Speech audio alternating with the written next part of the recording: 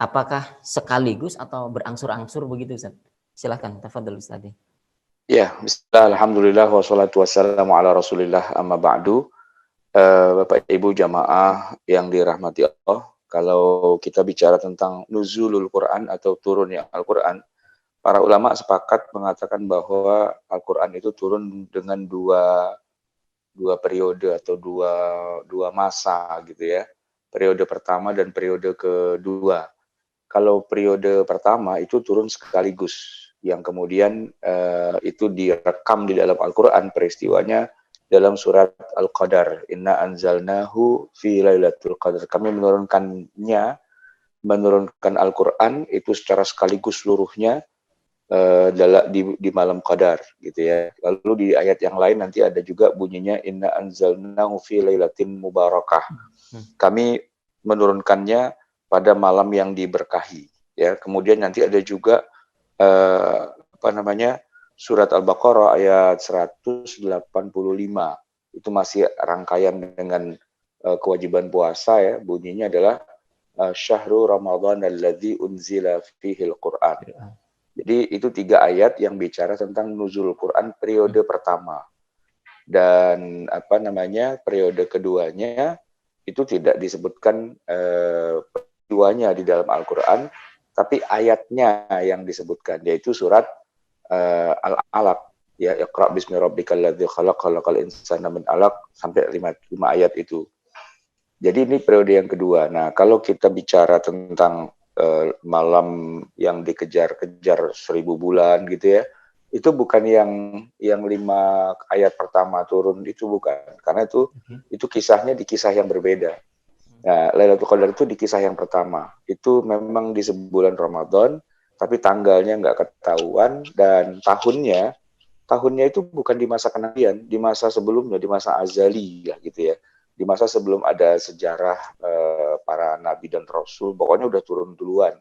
Dan turunnya itu bukan ke permukaan bumi, bukan ke dunia, bukan kepada Nabi Muhammad pula, tapi ke langit dunia gitu ya.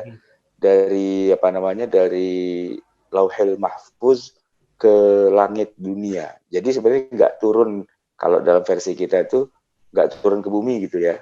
Lailatul Qadar itu bukan turun ke bumi, karena ada juga saya baca sebuah syair lagu gitu ya, Lailatul Qadar turun ke bumi gitu. Enggak, bukan itu gitu ya.